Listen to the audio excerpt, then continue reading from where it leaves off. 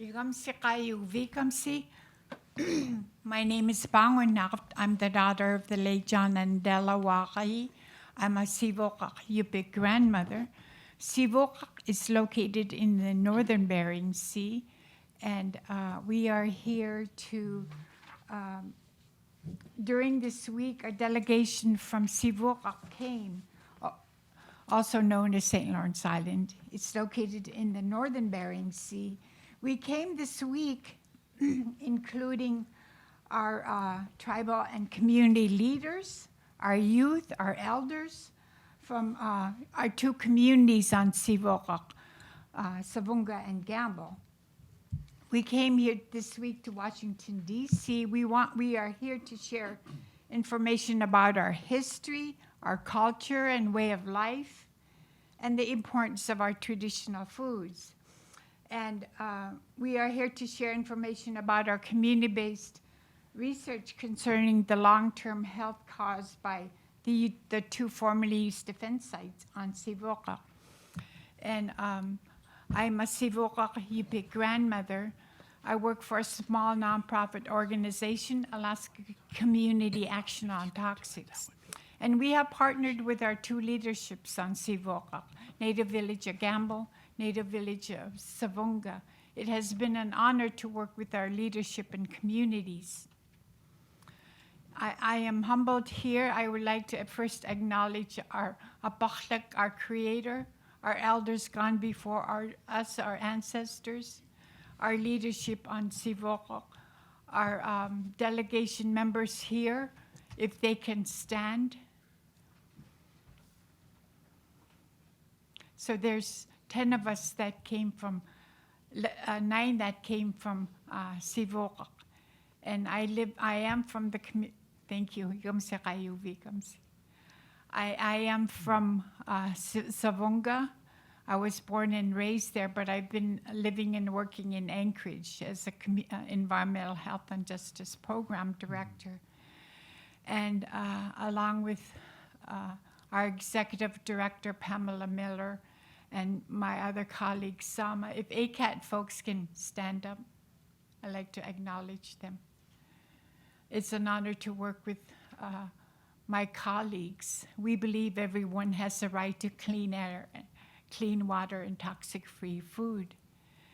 The military came in the late 1940s and established 2 Air Force bases because of our proximity to Russia. We were an important strategic location for the military. They built 2 bases. Our people welcomed them. Our grandfathers and fathers volunteered for the Alaska Territorial Guard. Our people, our men rescued down planes during the Cold War.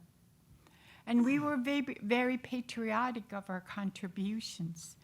We still have a lot of young men and women and others that are serving in the armed forces. The burden of proof was put on my people. There was a 1951 agreement Native villages Savoonga signed with the military. Basically, our leadership met for 3 days to see if we wanted to grant them use of our island. Our island is in the northern Bering Sea. It's the 6th largest in the nation. To give an idea, it's about the same size as Puerto Rico.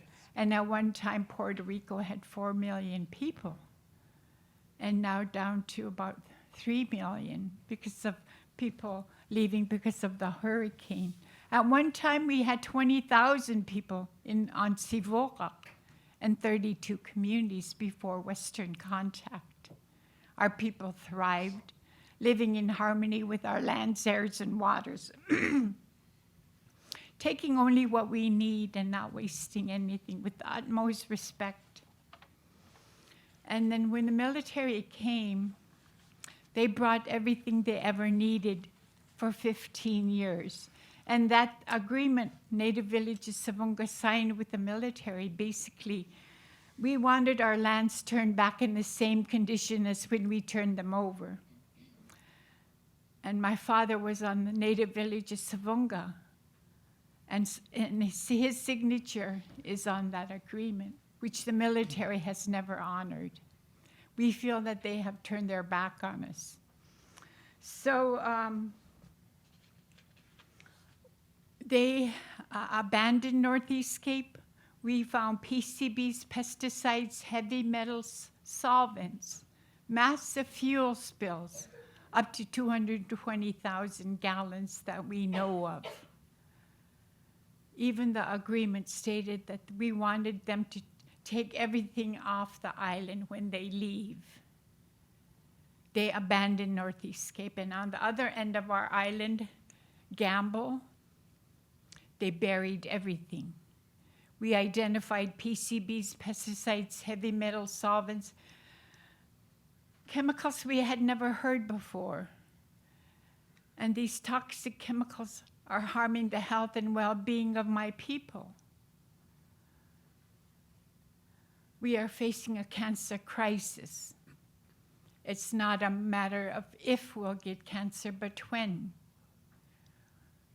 Along with health harms that are also linked include low birth weight babies, miscarriages, and stillbirth. Hu Annie Aloha. She was a very respected elder in my community who lived at Northeast Cape. She tried tirelessly to try to get help for my people for 20 years, noticing the low birth weight babies, miscarriages, stillbirths, and high rates of cancers in our families that lived, worked, or camped at Northeast Cape. For in 20 years, she got sent full circle after 7 state federal agencies. Her pleas fell on deaf ears. Our executive director, Pam Miller, met Annie in Anchorage at a women's conference. That was the first time anybody had heard her pleas. And we are continuing her work. It is an honor. She still guides us. We remember her. And so this is so personal. And when I started this position, I was a stay-at-home mom for 6 years. And ACAT did a press release about the PCB levels in the blood of my people in October 2002. I read the newspaper article. I knew about the 2 former bases because my dad had helped build there. And when I read that article, he had died of cancer. He helped build that base and worked there. My mother and my siblings, we lived at Northeast Cape for 5 years. We had a community of about 130 people who are now displaced because of the legacy military toxics. And our community, our sister community, Gambell, they buried everything. When they came, they brought everything they ever needed for 15 years. Our school, our playground, our homes, municipal buildings are on top of the waste site.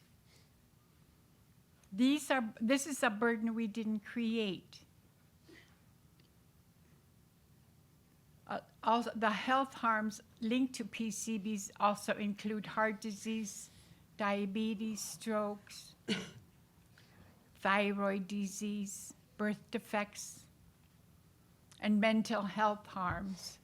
More and more science is showing links to mental health harms from toxic exposures.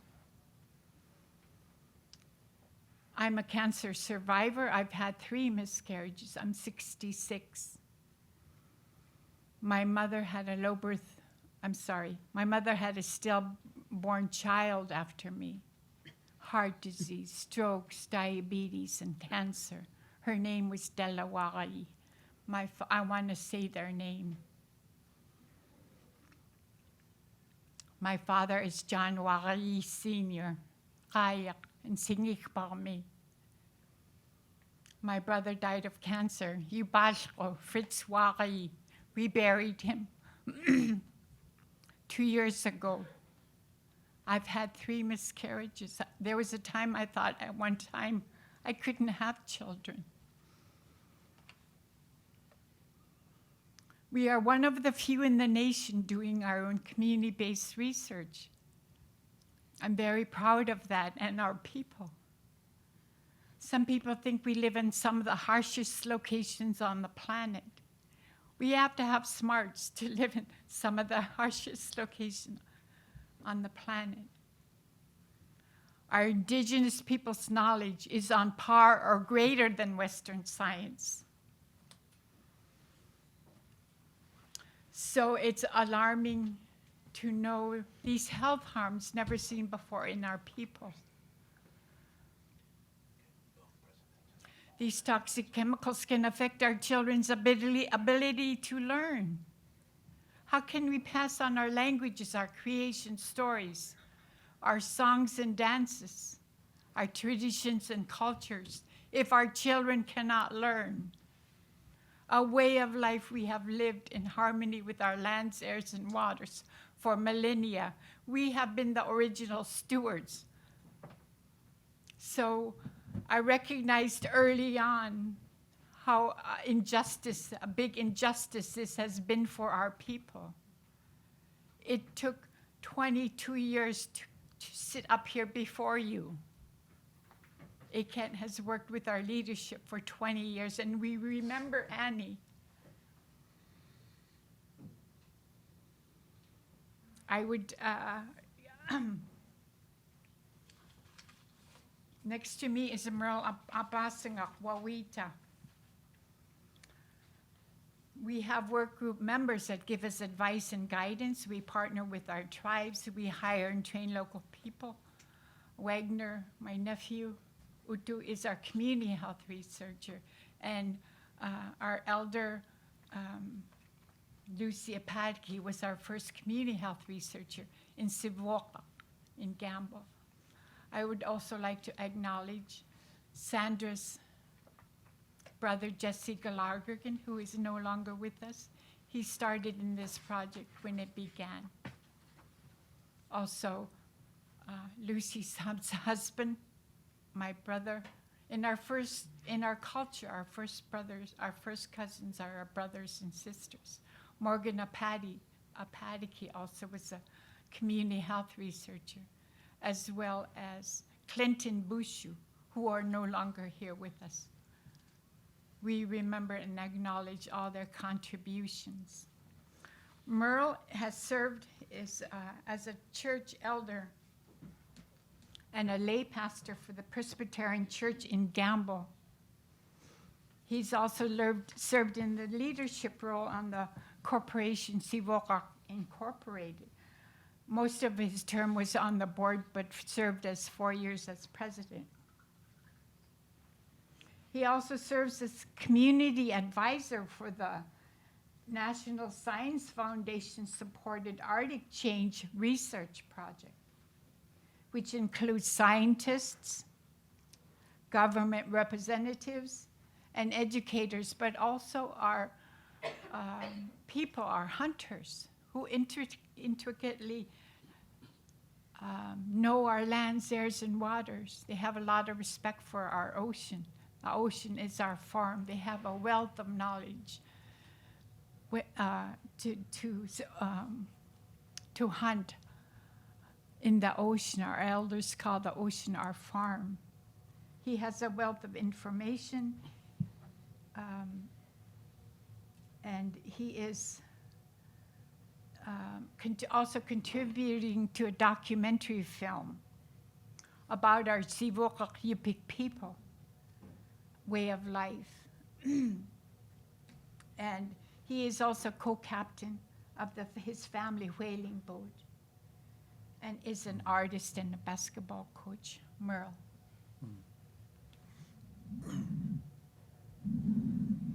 Thank you, Vi.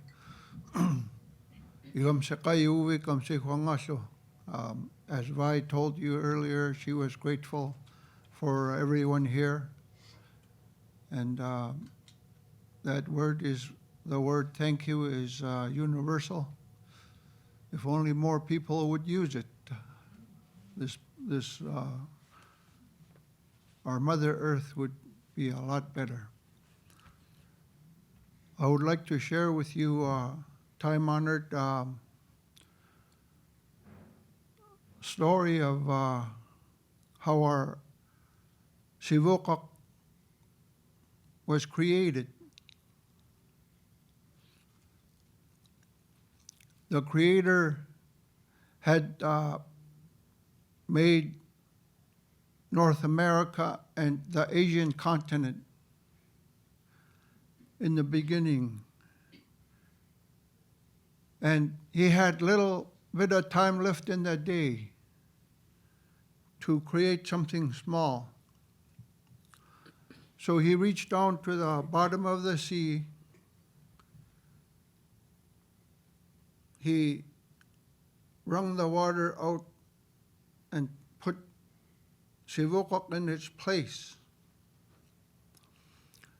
In our language, Sivuq means to wring out, like wringing out wet socks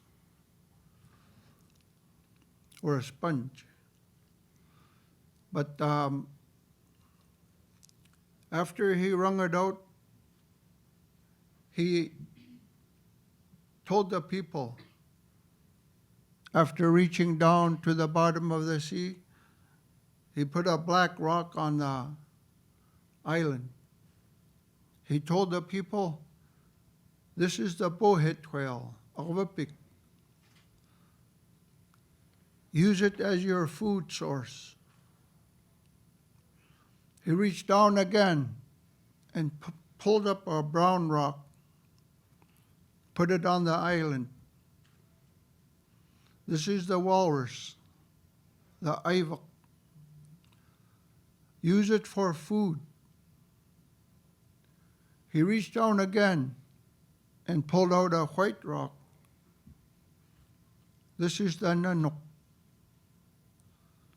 Use it as your food, the polar bear. He reached down again and pulled out a rock. This is the seal. Use it as your food.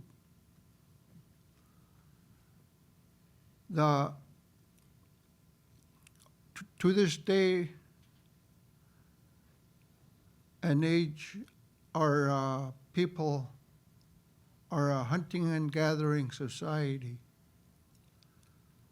We were not ourselves, we didn't choose to be, but that gift was given to us by God, and He prepared everything for us. So over time, Sivuqaq became a place of wellness. It was historically known as a place of wellness.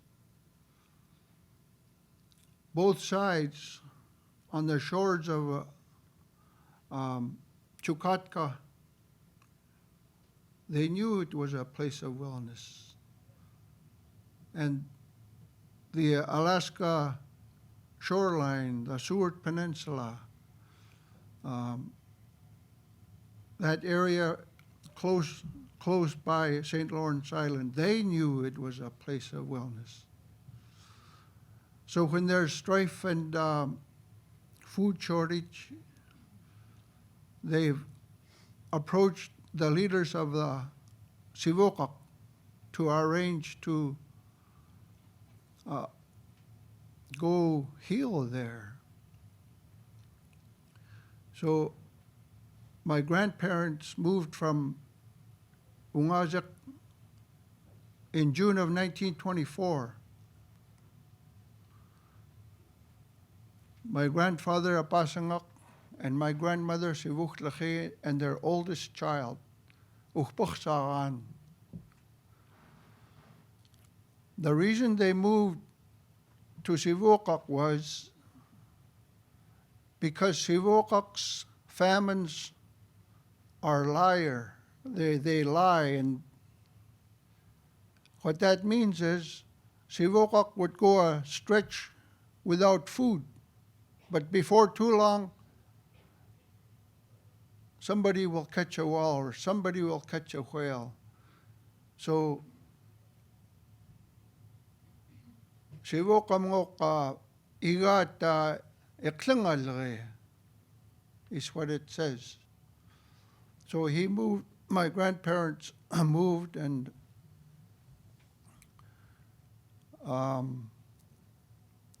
their oldest child, the one and only child, after moving to Gambell, as he ate, the young boy passed away because he was too far along in malnutrition.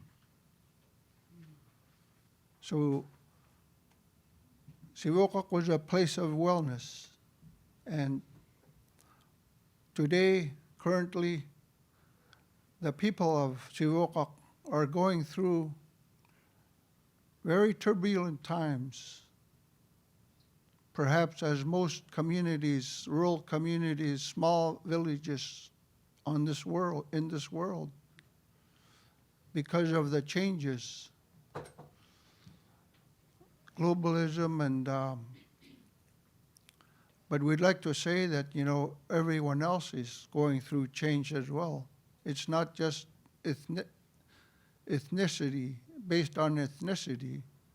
Everyone's going through change.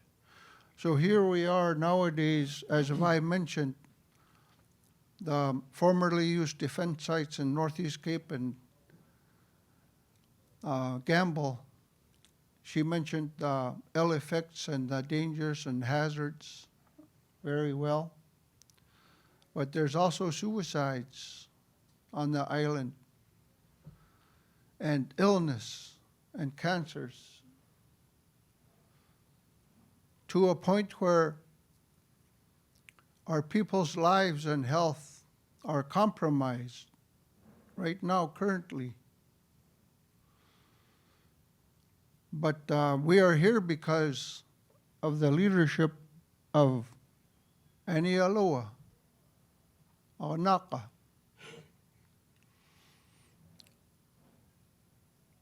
Those health aides were volunteers.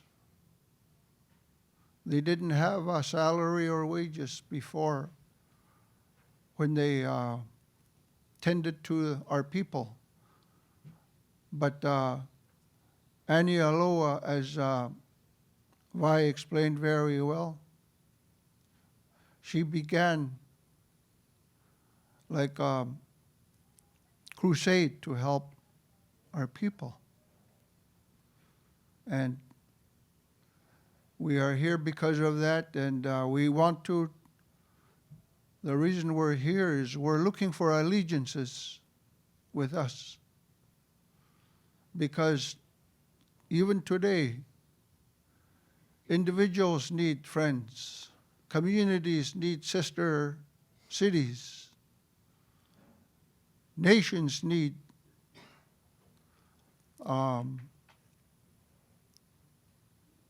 one another.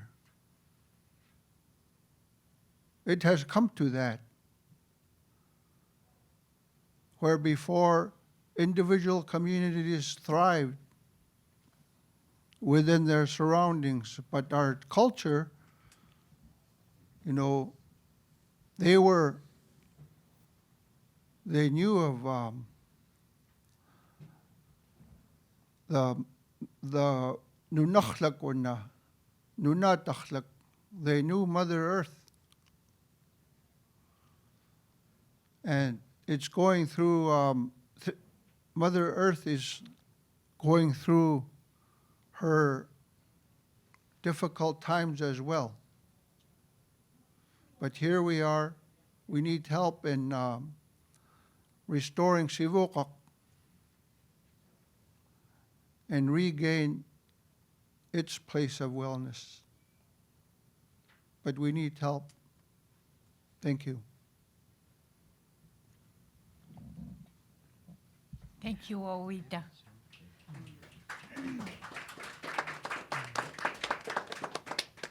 Next to Merle, we have Sandra Gologergen. She is now serving currently on the Native Villages Savoonga Tribal Council.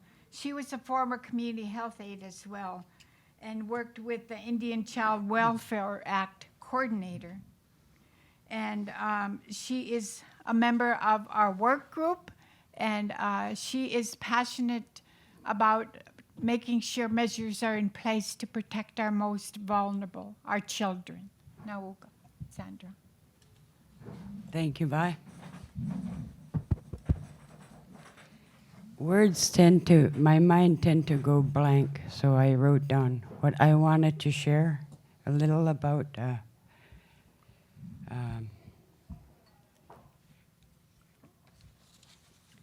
as Vi said, my name is Sivuqaq Sandra.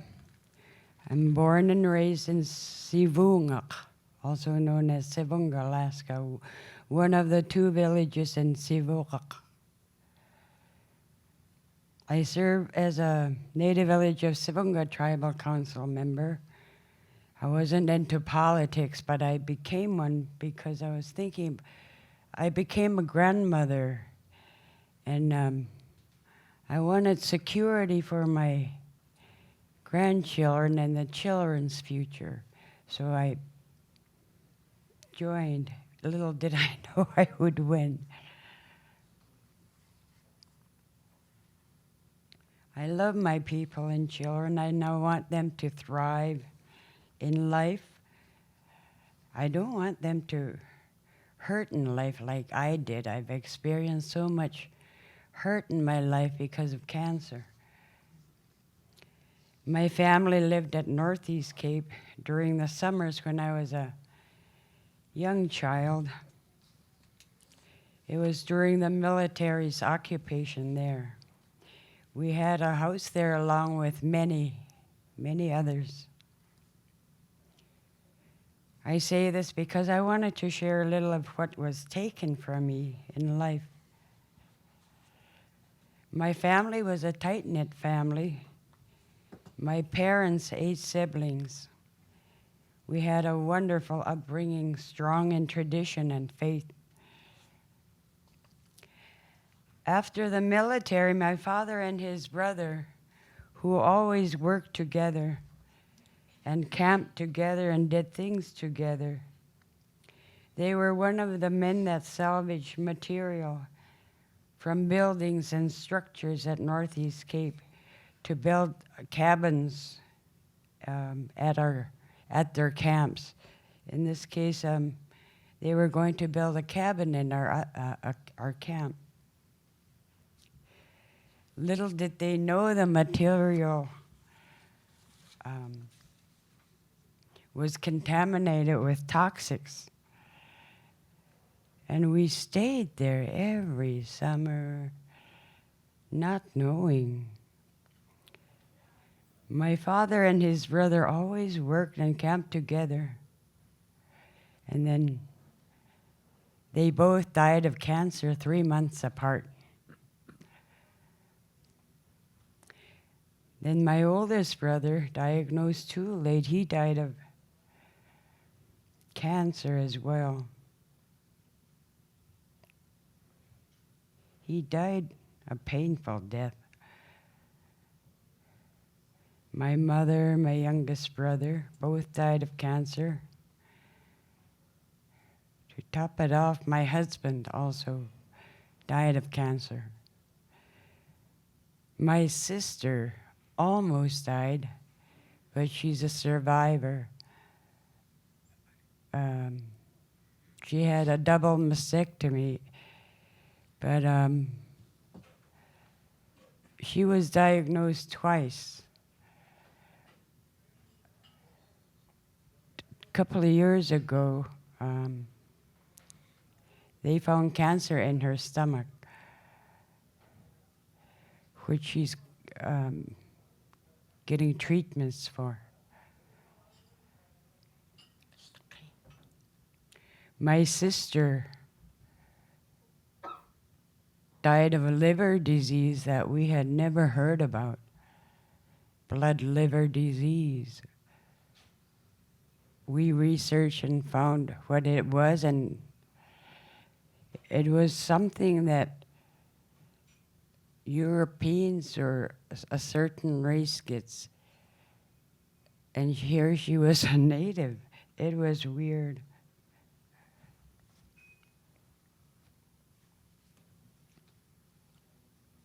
Today, Today I see a rise in poor health, mentally, physically, emotionally, in my people. Diseases no one should have, thyroid and heart diseases, mental and emotional challenges in life, especially with our children. And of course, cancer. Cancer is always there in our communities. We bury up to 3 people a year now.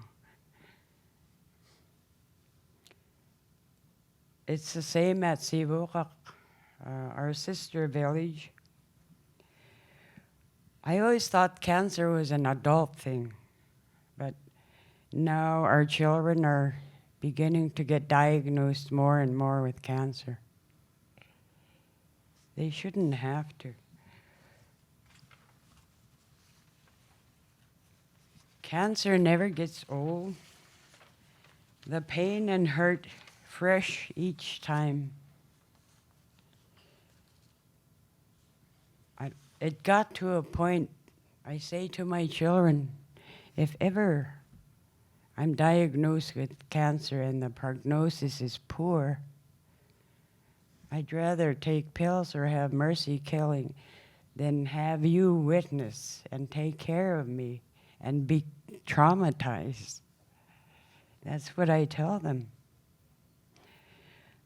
The health harms our people suffer year after year shouldn't happen or continue to happen. Injustice has been done to Sivuqaq, to our land, to our people. We go here and there. No one listens in one ear, out the other. Someone needs to listen.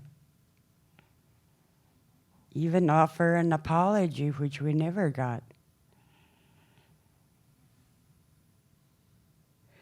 The U.S. government needs to do what is right for the people of Sivuqaq. They need to reopen the records of decision. I'll stop there. I could go on, but I'd like to acknowledge the ACAT team, the Raven team, the Berkeley team. You all rock. And of course, my fellow ACAT village workers, you guys rock too. Continue being inspired and be strong. Thank you for coming. Igamsi kayo bikamsi. Thank you. Thank you, Nauga. Thank you, Sandra.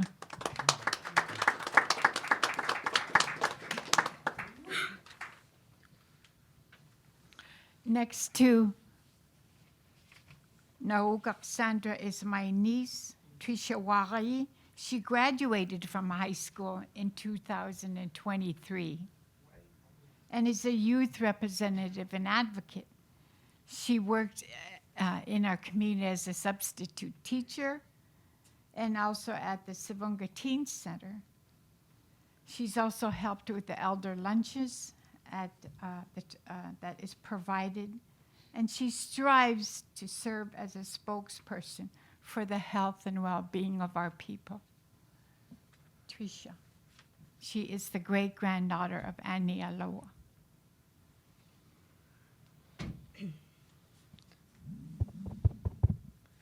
Hi, my name is Trisha Waghiyi. I am from Sivuqaq, which is on Sivuqaq Island. As Vi just said, I am the great-granddaughter of the late Annie Aloha, and currently I am striving to follow in her footsteps, and I will continue to do that for as long as I can and for as long as I live. So I wanted to share what I've witnessed on the island and how it affected our people. So I'm one of the youth that got invited on this trip by ACAT, Alaska Committee Actions on Toxics.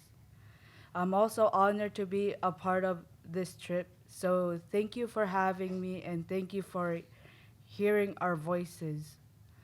On the island, I have witnessed other youths go through depression or thinking suicidal thoughts. Also, some of the youth have committed suicide. I knew those that did commit suicide, and it was heartbreaking. It's still heartbreaking to this day. I was also one of the ones that found my best friend's brother dead a couple years back.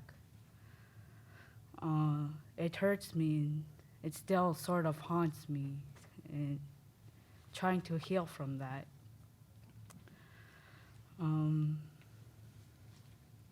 I have noticed that some of the youth turn to tobacco, drugs, alcohol, and e-cigarettes to try and escape that depression and feel a little more alive. But that would make it worse to turn to those that do drugs, alcohol, tobacco, and e-cigarettes. One other thing that I have noticed is that the younger generations have been getting cancers, infections, and we used to not get any kind of those sicknesses, only coughing. This is happening because of the military bases that were left in Gambell and Northeast Cape. This wouldn't have happened if the military had kept their part of the agreement. The people before me wouldn't have been suffering for years since it started. And we wouldn't be here right now talking about this or even fighting this if the military just kept their agreement. Last thing that I have noticed is that our island is slowly falling apart over the years. And it saddens me that this is happening to our people back at Sivuqaq. Erosions is happening on the island. The permafrost is also melting, which is releasing the toxic chemicals due to climate change. And now it is trapped because of the toxic chemical. Wait, sorry, I messed up. I'm sorry. For some reason, I can't read my own handwriting.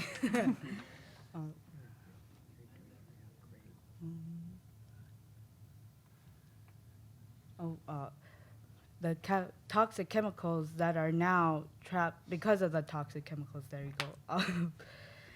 Again, thank you for hearing our voices and taking your time to listen. Thank you.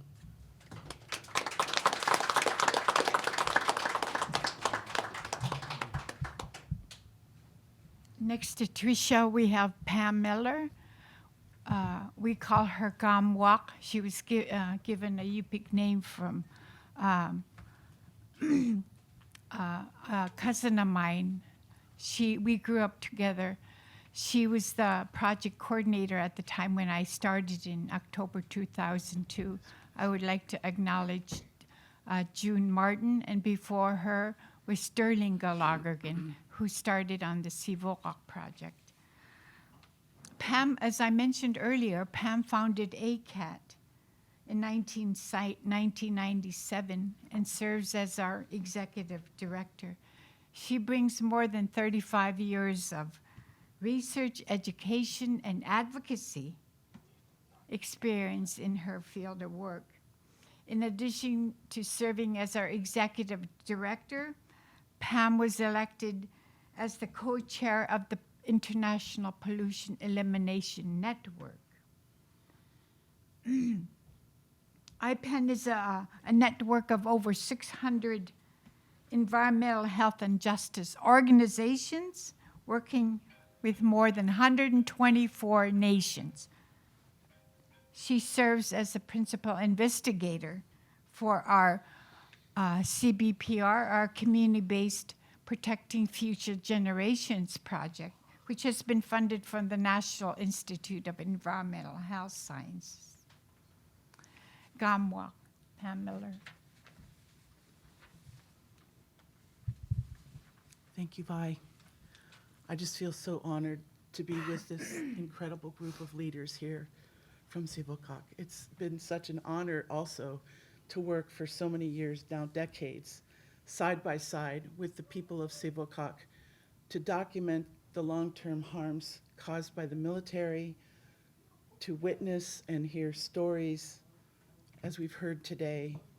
And this is just a powerful moment when we are here together in Washington, D.C. to find solutions, to ask for the help that has been so long in coming. My part of this today is just to talk about the significance and some of the highlights of our community-based research. Again, that began in 2000 with the inspiration of Annie Aloha. And shortly after she passed, we applied for and received funding from the National Institute of Environmental Health Sciences, environmental justice grants, to conduct this community-based research.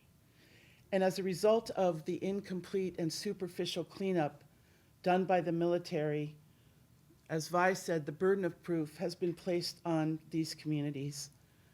But I think because of the incomplete cleanup, the lack of proper characterization, documenting the lack of documentation of the nature and extent of the contamination, we began this research in partnership with the tribes. So I'm just going to summarize some of the work that we've done over the years really quickly. And this work does continue to be inspired by Annie Aloha. And I think in sum, and you'll see, hopefully we'll present some of the record of this, that we've really done a lot of work to document the long-term harms and intergenerational harm caused by the military sites on Sivuqaq through our community-based research. We have published these scientific studies in peer-reviewed journals, so we have over 16 peer-reviewed studies that are available on our website. We'd love to make them available to you.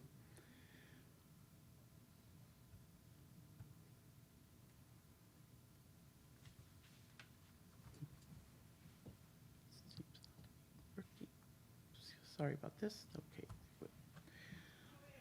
Okay, I got it. Thank you so much. So again, we remember Annie Aloha today. She is with us because of the work that she did. She witnessed the health disparities, the cancers, the miscarriages, and other reproductive and endocrine diseases associated with the military site. So we carry on her work. Just so you have a visual image of the place we are talking about, this is Sivuqaq in the northern Bering Sea.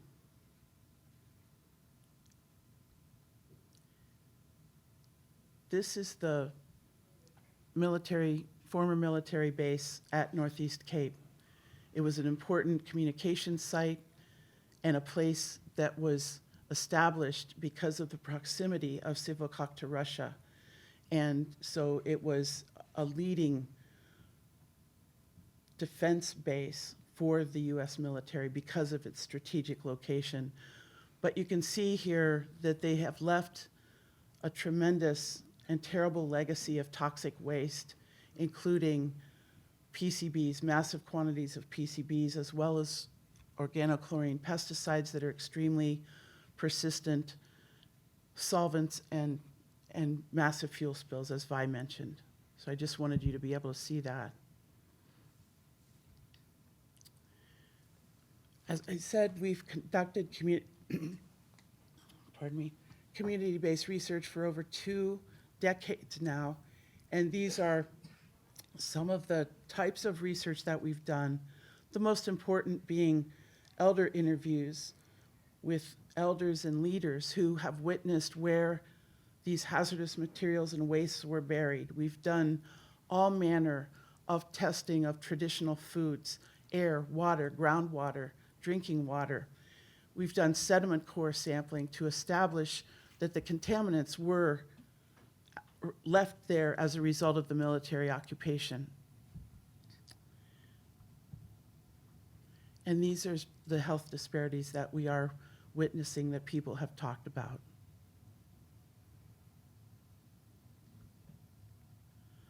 One of the first studies we did at the request of the tribes was to measure the levels of PCBs in the blood serum of the people of Sivuqaq. And what we found was that everyone on the island has elevated levels of PCBs as a result of the global transport of chemicals into this region of the Arctic. It is a hemispheric sink for chemical contaminants that arise on wind and ocean currents and are carried and accumulating in the bodies of fish, wildlife, and people. So everyone has levels 6 to 9 times higher than an average person in the lower 48 because of that global distillation phenomenon. But the people whose families are closely associated with Northeast Cape have discernibly higher levels of PCBs. So these are cumulative impacts of the long-range transport as well as the contribution of military contamination that people have suffered there. This was a study that we did to look at the downstream effects from the military site at Northeast Cape. And we looked at the levels of contaminants in Dolly Varden because agencies such as the Centers for Disease Control and ATSDR, the Agency for Toxic Substances and Disease Registry, said that our studies of sentinel fish, such as stickleback and blackfish, were not, in their estimation, and we disagreed with this, valid because people did not directly eat these fish. So we went back and collected samples of Dolly Varden, which are very critical to the traditional diet of the people of Sivuqaq. And we documented downstream from the military site at Northeast Cape elevated levels of both PCBs and mercury in these fish at levels way higher than what is safe for consumption.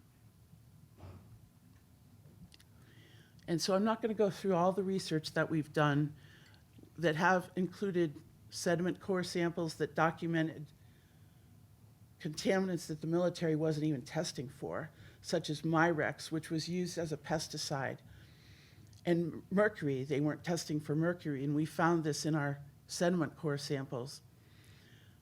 But the research in some shows that despite the extensive superficial site remediation that was conducted on this site, that the fish of the Suki River that flows through the military site remain heavily contaminated with PCBs as well as mercury and organochlorine chemicals, pesticides.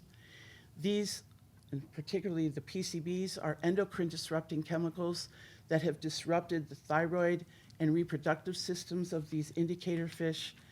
And I think an important finding is that we're seeing the same contaminant patterns and health outcomes in these little fish that are manifesting in the people of St. Lawrence Island. I'll go back here for 1 second. And also at Gambell, which is represented in this center photograph here, we're collecting fish samples in Troutman Lake, which is adjacent to Gambell. We found extremely high levels of certain flame retardant chemicals, as well as per and polyfluoroalkyl substances, PFAS, and PCBs in the fish of Troutman Lake. These are some of the key findings from our human studies. And again, this was done at the request of the tribes. And the people are not just subjects of this research. They guide this research. They request this research. They participate in the collection of samples in every aspect of conducting the research and presenting the results back. We found elevated levels of the flame retardants, the polybrominated diphenyl ethers, as well as PFAS substances and PCBs, so much so that these substances were also linked with thyroid disruption because we measured thyroid hormones.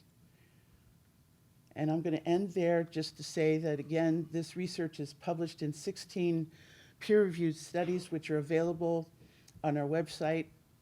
They're all represented here. And I thank you very much.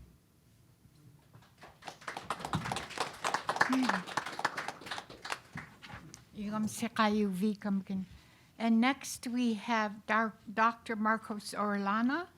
He is the United Nations Special Rapporteur on Toxics and Human Rights and an expert on international environmental law. He advises civil society organizations worldwide on environmental law and climate justice. He is originally from Santiago, Chile. He's also a professor at George Washington University Law School. We are here to also file a human rights violation case to ensure that the violations to our lands, airs, and waters and people of Sivuqaq are investigated. And he cannot talk directly about our complaint, but we wanted to make sure we have his esteemed presence on this panel for the incredible work he has done on behalf of communities like mine throughout the globe. Mr. Orellana. Thank you, Vi. Good morning, ladies and gentlemen. My name is Marcos Orellana. I wish to first of all thank the Alaska Community Action on Toxics for a kind invitation to join the program today. I am very pleased to have the opportunity to join you today in my capacity as the United Nations Special Rapporteur on Toxics and Human Rights. This is a special procedure of the United Nations Human Rights Council that is tasked with monitoring and reporting on issues concerning toxics and human rights. It was created in the understanding that exposure to hazardous substances and wastes can result in a range of violations and abuses to several internationally protected human rights, including the rights to life, the right to health, and the right to a clean, healthy, and sustainable environment. My main message today is quite plain.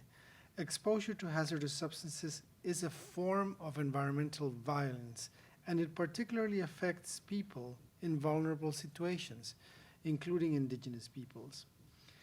In 2022, I presented a thematic report to the UN General Assembly that addressed the human rights violations and abuses that indigenous peoples suffer from the toxic contamination of their bodies, lands, and territories.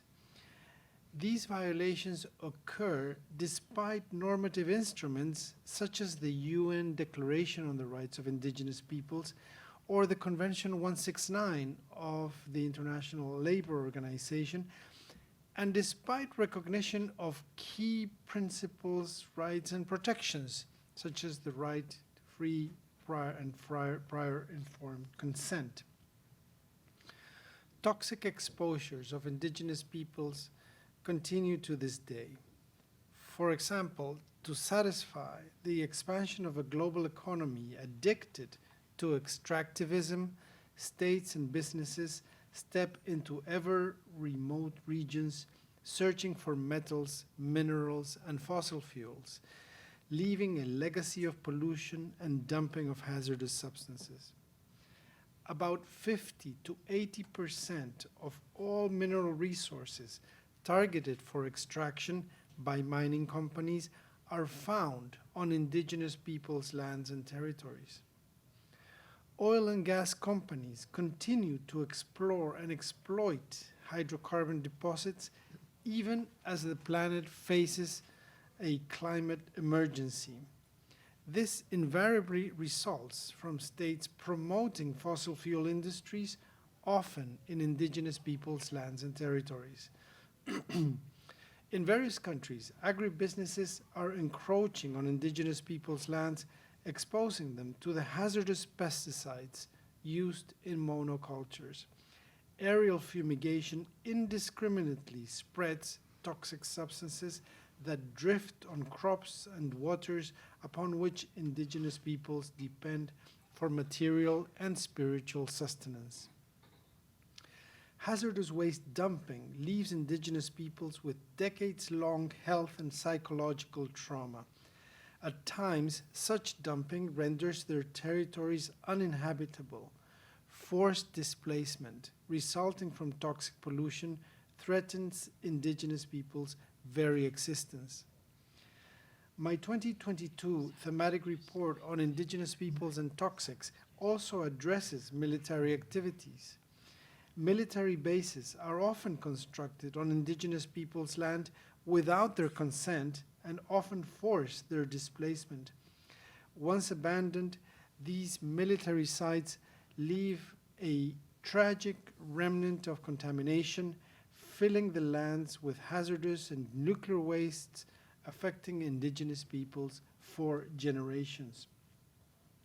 Abandoned military facilities leave materials including fuels, polychlorinated biphenyls, metals from heavy equipment, energy generators, oil containers, and even radioactive waste buried on site. Leftover fuels, solvents, and other organic chemicals can permeate the soil and travel long distances. Governments often do not disclose information on the extent, location, and type of waste or provide complete risk assessments to affected indigenous peoples. These abuses are compounded where indigenous peoples' voices are silenced in decision-making processes involving chemicals and wastes. This is a form of racial discrimination that aggravates the disproportionate harm indigenous peoples suffer from toxic pollution. Indigenous peoples have limited access to healthcare services, and their traditional health practices cannot cope with the new and unfamiliar health problems that emerge from exposure to toxics. Access to justice by indigenous peoples that seek remedies for the adverse effects of toxics is limited.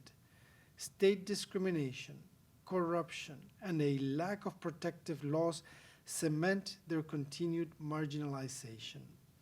The heavy impact of toxics on indigenous peoples infringes on their recognized collective and individual rights. Exposure to toxics has caused harmful effects on endocrine and reproductive functions, birth defects, cancers, and deaths. The environmental violence inflicted upon indigenous peoples also infringes on their rights to culture, lands and natural resources, self-determination, and a clean, healthy, and sustainable environment, among others. This year, I will present a thematic report on military activities and toxics to the UN General Assembly in October. This report will address issues involving armed conflict, the legacy of nuclear weapons detonations, the pollution from military bases and operations, among others. There is a call for input that is open until April 1st, and I would highly encourage you to send input. To conclude, states have an obligation under human rights law to respect and protect indigenous peoples' rights not to be exposed to toxic and hazardous substances. This includes military activities that generate toxic pollution. The effective enjoyment of the rights recognized by the UN Declaration on the Rights of Indigenous Peoples rests on respect for the right to live in a non-toxic environment. Toxic substances have no place in the lands or bodies of indigenous peoples. Thank you very, very much for your attention.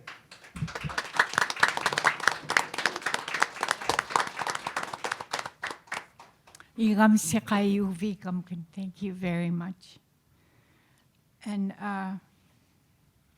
to the left of Marcus Orellana is Claudia Polsky. She is a clinical professor of law and the founding director of the Environmental Law Clinic at UC Berkeley. She has advocated and litigated for environmental justice for many years. As the Deputy Attorney General of the Environmental Section of the California Department of Justice and Public Citizen Litigation Groups. University of California, Berkeley has been working with us for a couple of years. It's an honor to have them work with us. I also would like to acknowledge Steve Polsky and the Law Clinic team folks, also Chloe Smith, who's here. If you can raise your hand. She helped us with this human rights complaint. And Claudia. Thank you so much, Vi. And I appreciate those acknowledgments of others who have worked with us. I just wanted to make a minor correction. It's Steve Castleman is the attorney who has helped us. I think you just married us, and he's a lovely person, but we're otherwise engaged. Thank you. I apologize. It's wonderful to be here with all of you. You're not going to let me down. It's an honor to be here from Berkeley, California with this exquisite, inspirational delegation. It might be surprising that ACAT and the Sivuqaq tribes are represented by a law clinic from California, but Alaska has no law schools, and therefore community groups needing pro bono legal assistance have to look to the lower 48, where we are delighted to provide it. For the past 2 years, law students in our clinic and attorney staff have had the privilege of working with this delegation and with ACAT and learning about the disastrous condition in which the U.S. Department of Justice returned Sivuqaq to its native inhabitants.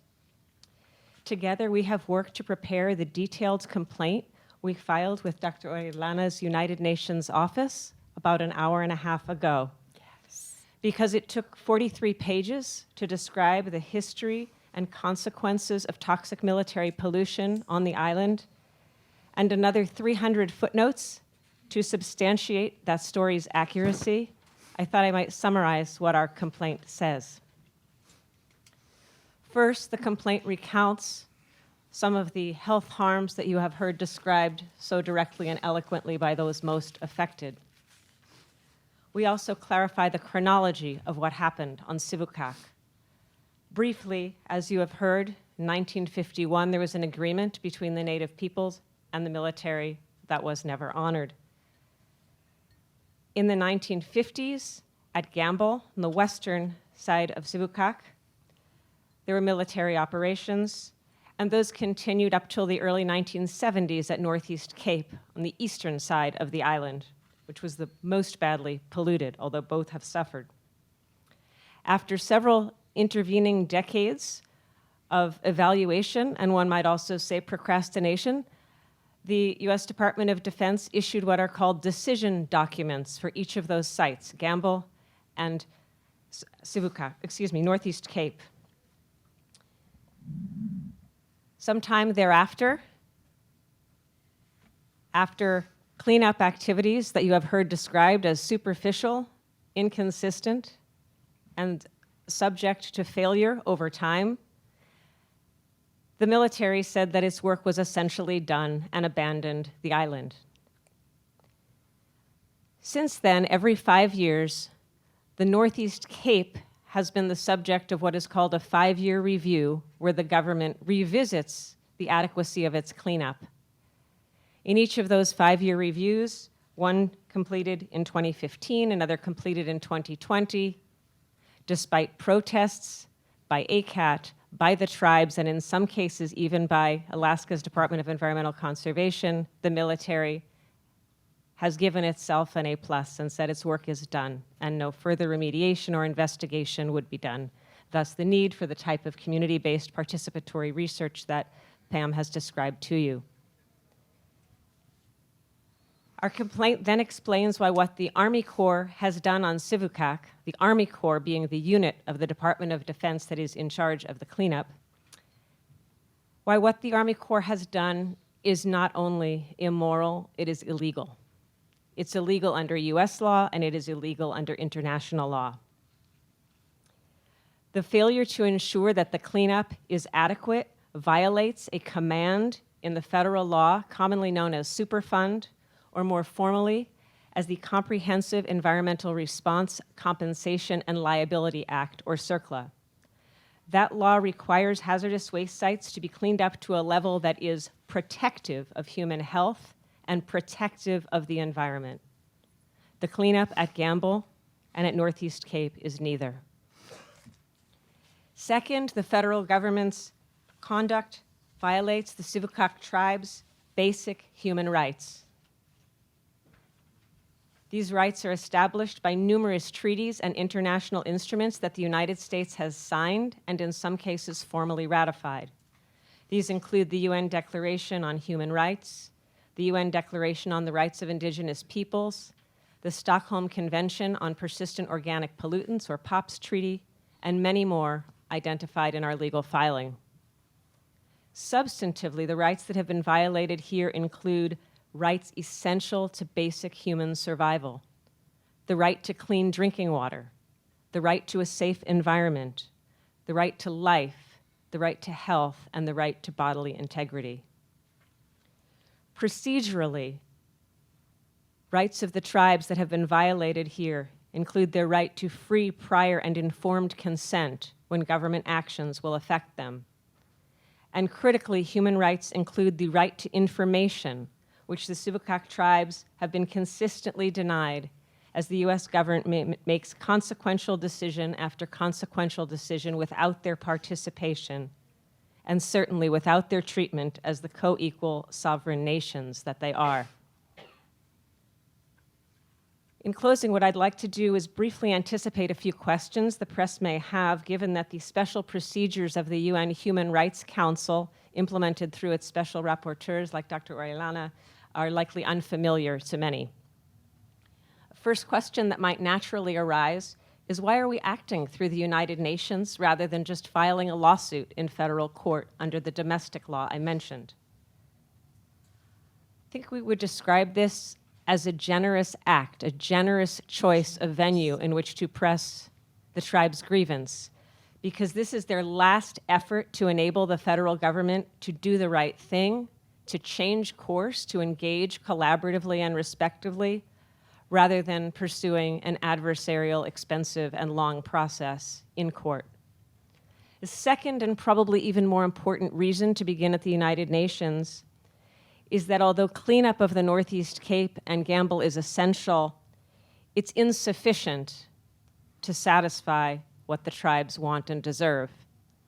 A court can order a cleanup, but even were the tribes to win in federal court, a judge could not order a formal government apology for all that's been done. The government could not, the judge could not order health screening and health care for those affected, and the many other remedies that are enumerated in the complaint we just filed. So the UN is a much more expansive forum with much more flexibility in terms of its ability to pressure governments to provide remedies that are really responsive to the harms people have suffered. A procedural question is common. What happens next after the filing of this complaint? Under the procedures that the complaint filing triggers, Dr. Orellana, as a special rapporteur, will be able to decide whether to take up the Sivuqaq cause. I don't want to make predictions, but I would say the fact that he is sitting here between counsel and the aggrieved is an encouraging sign. We have done our best to provide him with a robust complaint and substantial evidence to make the work of his office easier. The next step, if all goes as we hope, is that the Office of the Special Rapporteur would issue what are known as letters of allegation. And these are essentially letters directed to culpable actors, and most specifically, the Army Corps of Engineers, asking it to explain and justify what it has and has not done on Sivuqaq to date. Although the federal actor here is most culpable because they created the mess and they failed to clean it up properly, and they failed to respond in any meaningful way to community critique and constructive input, the Alaska Department of Environmental Conservation also has tools that it failed to deploy and should likewise be a recipient of such a letter. Because Alaska has the power to specify more stringent cleanup standards than what the Army Corps has used, and the federal government would be required to meet those standards. To make this very concrete, the people in this delegation hope to reestablish the permanent habitation at the Northeast Cape that I described to you. That is impossible because the site is so contaminated, and the cleanup standards do not contemplate safety for permanent, unrestricted residential use. They contemplate only occasional visits, which is quite different in the level of risk. After letters of allegation are issued, typically within days or weeks, occasionally a few months of receiving such a letter, governments respond in writing. And once they respond, both the allegation letters and the government's response become public. And then what happens is, to a very significant degree, in the hands of press in the audience or watching remotely. Most of what transpires as a result of Special Rapporteur intervention happens because the press uses its skills and its tools to educate the public about a serious human rights abuse, and civil society in turn pressures its leaders for redress. I want to give you one concrete example that our law clinic was involved in recently, working with the exact same highly effective Special Rapporteur you heard from today. In 2023, we worked with a North Carolina community group suffering from exposure to toxic PFAS contamination of its drinking water. Hundreds of thousands of North Carolina residents were able to tell stories of cancer, of premature death, of metabolic problems related to these exposures, very similar to the stories you've heard today. At the time we filed our complaint with Dr. Orellana, there was scheduled a US government-approved shipment of over 5 million gallons of additional PFAS slated to arrive in North Carolina for reprocessing, where it would increase rather than decrease our clients' toxic exposures.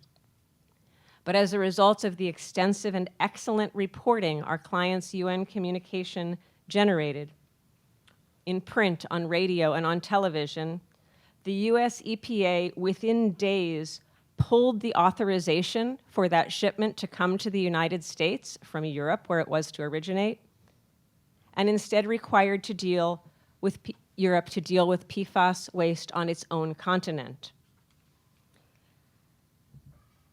The compelling stories of North Carolina communities sickened by toxic drinking water, framed in legal terms through a complaint and picked up by Dr. Orellana's office, then picked up by the US and indeed the international press, literally turned a tanker of hazardous waste around. So today, the Sivuqaq tribes, ACAT, and our law clinic hope that the press will review the complaint in detail. And we hope equally that you will take time to metabolize the stories you've heard. Stories of extreme suffering, but also stories of profound hope that this situation can still be turned around. The delegation here has described their journey here, a journey that involved a bush plane, 2 commercial aircraft, about 48 hours of intermittent travel time, and traversing multiple time zones as a journey of grievance. And it is our hope that all of us, with the amplification of the press, can make this a journey to a destination of justice. Thank you.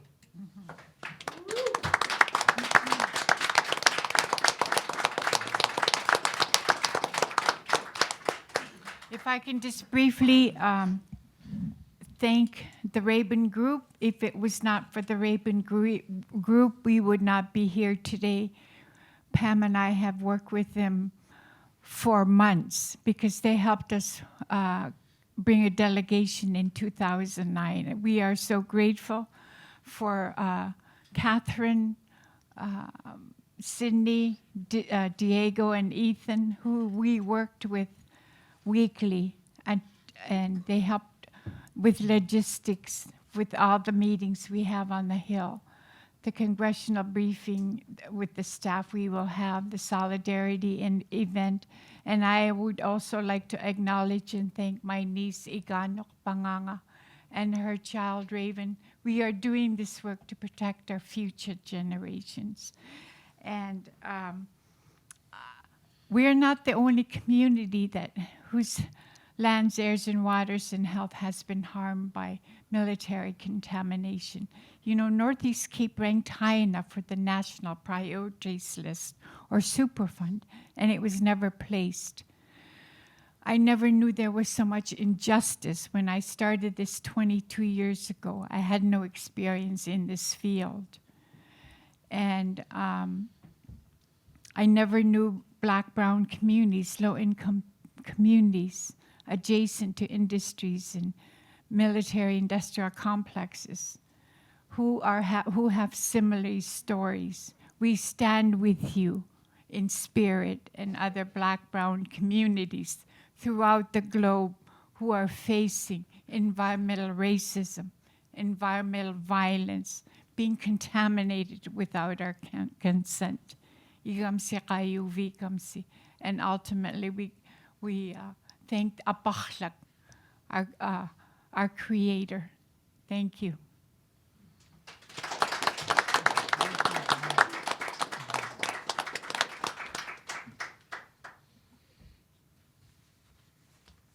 Questions from, if we have any press?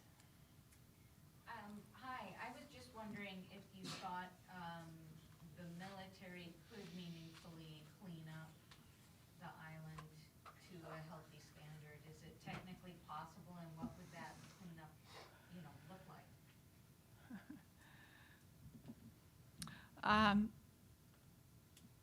We're hoping it has never been adequate. As Pam mentioned, the sites have never been properly characterized. And the cleanup has been superficial.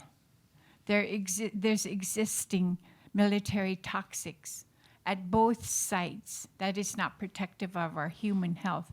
So that's why we're here. We have data that shows the cleanup is not working and that they are not above the law. So we are asking that they come back to do an adequate cleanup, protective of our human health, that we can sign off on the record of decision, and that we're involved in the decision as far as if it's cleaned up or not. I hope that answered your question. I just wanted to add a lot of toxic liquid went into the ground, like she said. Permafrost melt and therefore the ground moving. Some of that fume is coming up, and you can smell it to this day. Since the military toxics were on our lands, airs, and water for decades, some of these military toxics that we talked about have been sequestered in the permafrost, and that's another route of exposure for our people. So we're not only do we have legacy military toxics, but Claudia mentioned briefly, we're some of the most highly contaminated people on the planet, because we now know the Arctic is a hemispheric sink for persistent organic pollutants. And now we know that the Arctic Ocean has the most microplastics. All these assaults that our people are facing are burdens we didn't create and resulting in health harms. Could I add something, please? So I'll see if I can answer your question about whether it's possible to achieve adequate cleanup. And I think the answer is, we know that it's hard to take back what has already been released and the damage that has ensued as a result of that. And we don't want the old solutions that have been used, such as dig and burn and foisting these contaminants on other communities. We don't want that. We have called upon the Department of Defense and the Corps of Engineers to use some of the innovative remediation technologies that are available rather than just burning, digging, taking it off island, because we really don't want to affect other people. But they've refused to do that. So there are some things like supercritical water oxidation and, oops, maybe I should be quiet now.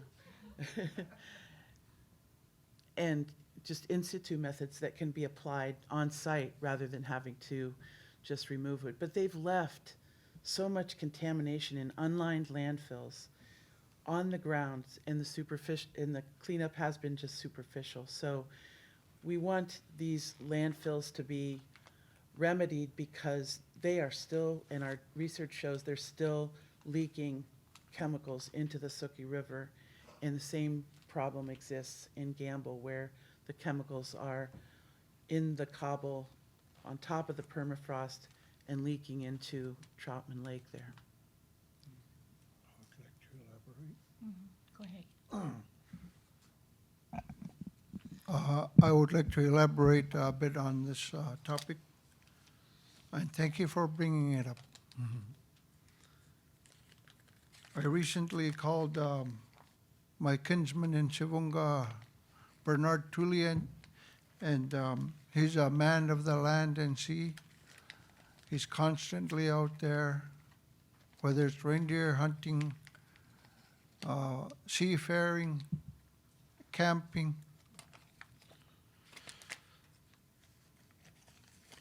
So recently we had a conversation, and he told me there was a Air Force tower on top of Northeast Cape. And there were many diesel drums that were there by the tower. But he told us of a fishing trip his family took this summer in July. He told me that the tower is near Acknowledgements River. And there was buried debris on top of, near the tower, buried debris. The thing about this is they were fishing at the Pisak River, which the Acknowledgements River drains into downstream.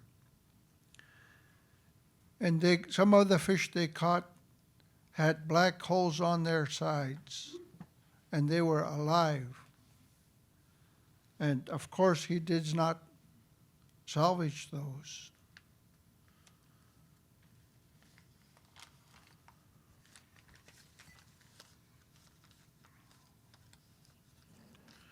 Sivuqaq River also was a life-giving river at Northeast Cape.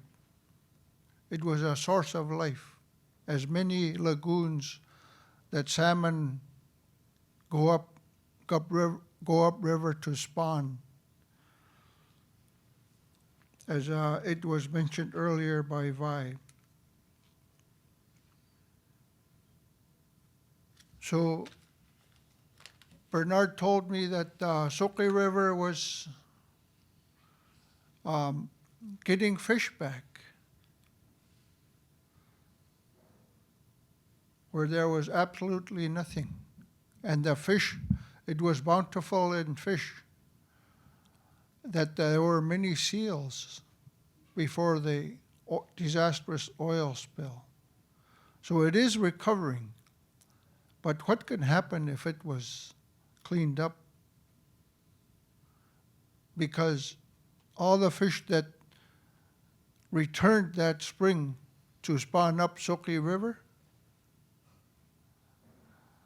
Lord knows what happened to them. But amazingly, the fish are coming back slowly, and that is our hope. But we're not sure if they're healthy to eat. Thank you.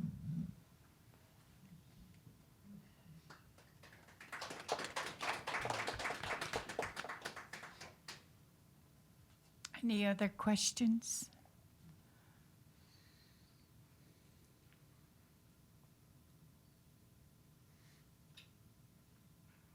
Can you talk a little bit about the multi-generational exposure, like mothers and their wombs, and also nursing home? Yes. I started in October 2002, and 1 month after I started at ACAT, my first task was to travel to Gambell to do interviews of elders.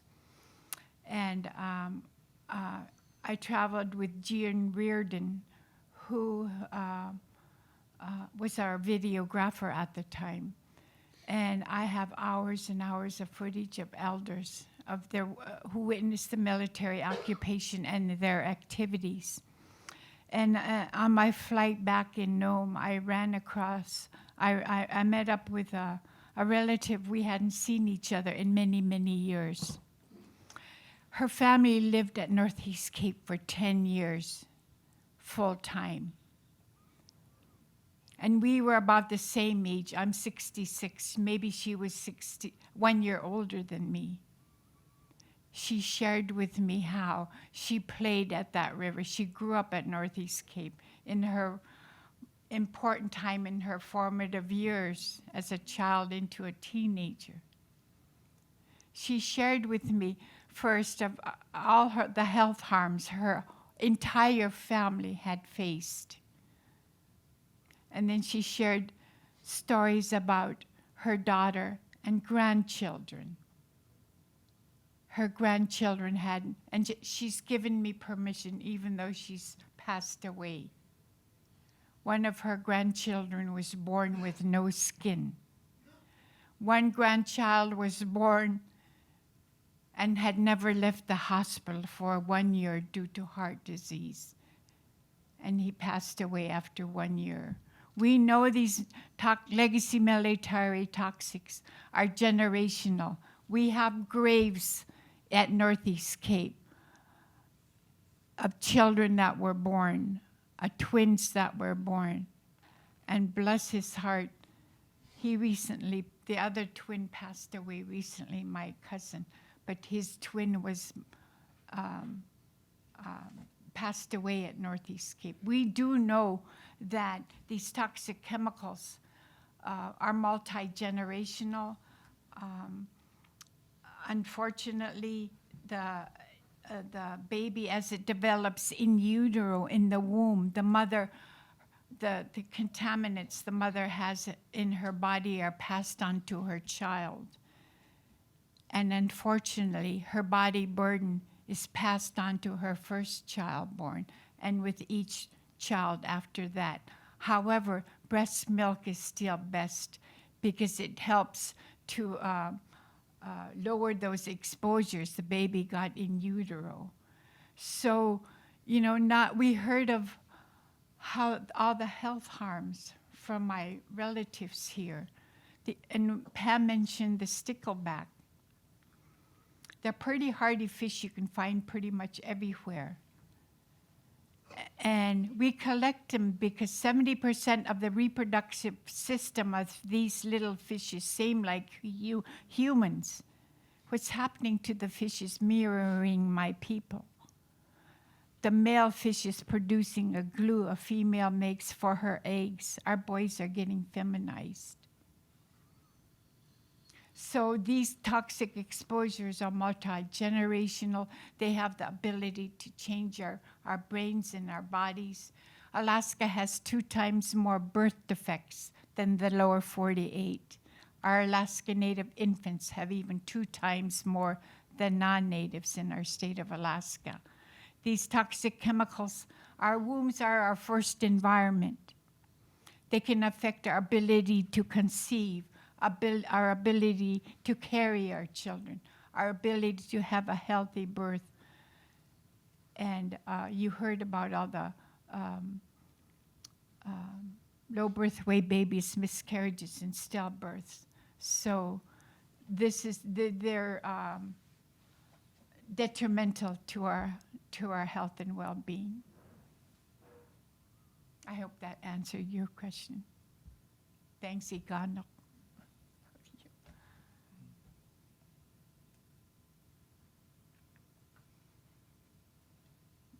Young, then I'll come back to you.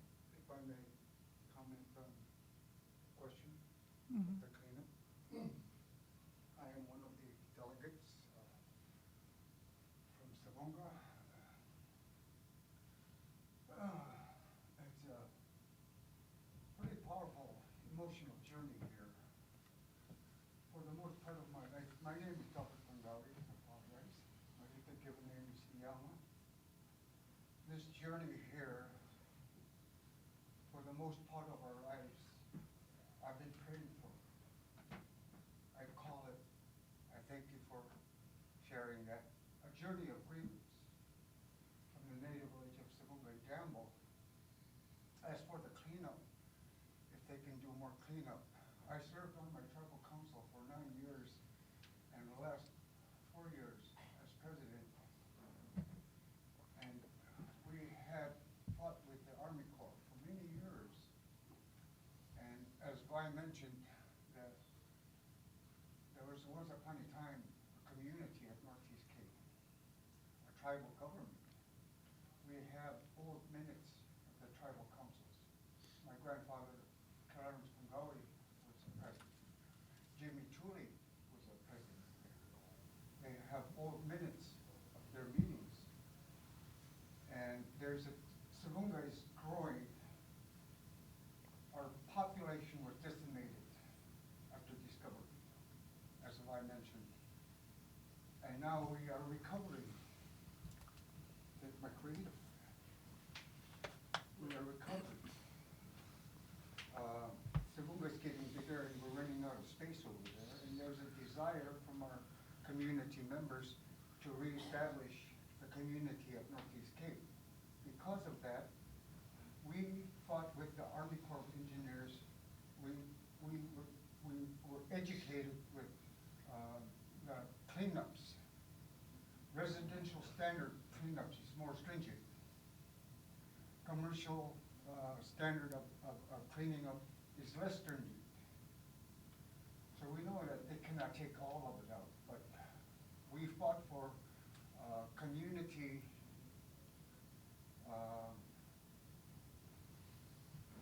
to reestablish our community there for residential standard cleanup. And sadly, that was not honored, so I just wanted to mention that. And I would say, and in my comment with, that we, my people, back when the military asked to use our island, my grandfather was Alaska Territorial Guard. Both Savoonga and Gambell are one. Our leaders met in Gambell to discuss whether to use, at least the military had the respect to ask to use our island because of our close proximity to Russia. They called it the most critical, the most strategic position for America. They called it the eyes and ears of the North. Radar station in Gambell, and the Antennas Military Air Force Base at Northeast Cape. So they met in Gambell. I believe Cruzada was a very powerful leader, powerfully intelligent. The military asked to use our island and explained the reason why. And we understood back then they called the nuclear bomb the atomic bomb. And so the fear was if we let Washington come on our island, the military, that the risk that my people would be taking is our existence. That with one bomb we could be annihilated, to become extinct, wiped out from the face of this earth. And so the military officials wanted to meet with our leadership. Cruzada told them, we heard what you said, you have to leave the room, we'll discuss this on our own. So, as short as I can make it, 3 days they discussed it. On the third day, they agreed that either way, we were in harm's way. That if we did not approve the U.S. military to use our island, Russia could just come over and take over our island, possibly massacre us. We know how cruel they were. We have relatives across there, how they're treated over there.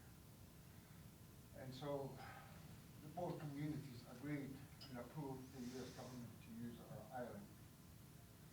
And the agreement, her father was one of the signers, John Wadi Sr., on the agreement not to pollute the Sivuqaq River and to have our rights to our hunting and trapping grounds, that the Sivuqaq River is detrimental to our food source, our subsistence gathering, which attracted thousands of seals, which they could go up the stream and just reach in the river and pull fish out for dinner. Right, it got wiped out. And the human rights violation is very powerful, emotionally, painful still to me. They wiped out the fish, all the seals went away, which we harvested for the long winters. We were forced in food shortage to salvage all their garbage. And I heard that they had done the same thing in Gambell. That's the human rights violation, that we believe that we deserve an apology for them to witness and allow that human rights violation for all the years. I was a 4-year-old child, and her brother, Prince Wadi, unfortunately lost his life to cancer. Those of us that participated in eating of the garbage, we say we can still taste that sour taste when we talk about it. Every man, woman, and child would go to the dumpster in between the Air Force Base and Northeast Cape. As they are throwing out the garbage, adults would pull them aside. Us children would pull them aside, rip the trash bags open, and eat right there. That is very powerful. It's a trauma that we are still suffering from. And so I shared with them and my family that if we could get Washington to apologize and to admit and seek reparation and apology, that when my time comes, I will die with a smile on my face. And I hope and pray that that day is coming. And I apologize, I talked over too much. Thank you, Iyanga. Yeah. We had one more question. Can we take one more question? Sure. What's happening in your communities can, I can see it can be described as an instance of environmental racism. Yesterday, it was reported that the EPA plans to close all environmental justice offices. Does anybody want to speak about this in response to this development?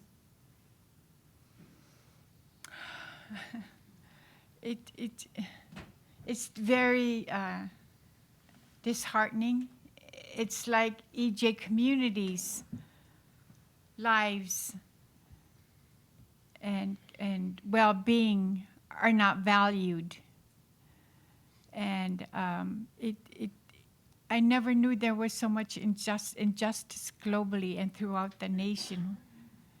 So it's very difficult to hear, and it's not right, because we've made connections with communities throughout the nation, as I mentioned earlier. We're not the only community whose health and well-being has been harmed by military-industrial complex.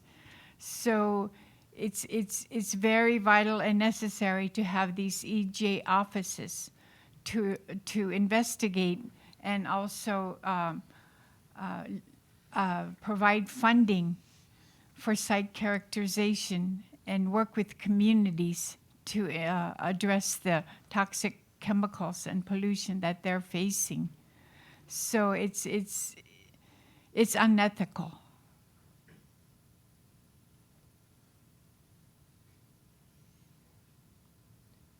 Anybody else? Maybe just to put a slightly more hopeful spin on what Vi said, I don't think anyone who has ever fought for justice anywhere thought that they were handed perfect circumstances. And what we've heard again and again from this delegation over the last few days is not a sense of defeat. It's a sense of hope and a real recognition that the best defense is always an offense. It has been said many times, this is the time to take this fight to Washington. We're not just going to react to things of which we disapprove. And regardless of administration, regardless of policies, regardless of what gets funded and defunded, ultimately the law is still the law until it's repealed. And whether we call it environmental justice, whether we call it hazardous waste cleanup, whether we call it something else, there is still a law domestically that is being violated and that is enforceable, and this is the time to make it happen.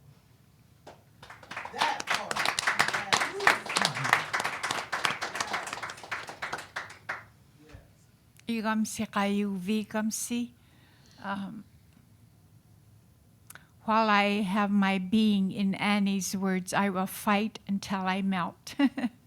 Yes. Thank you.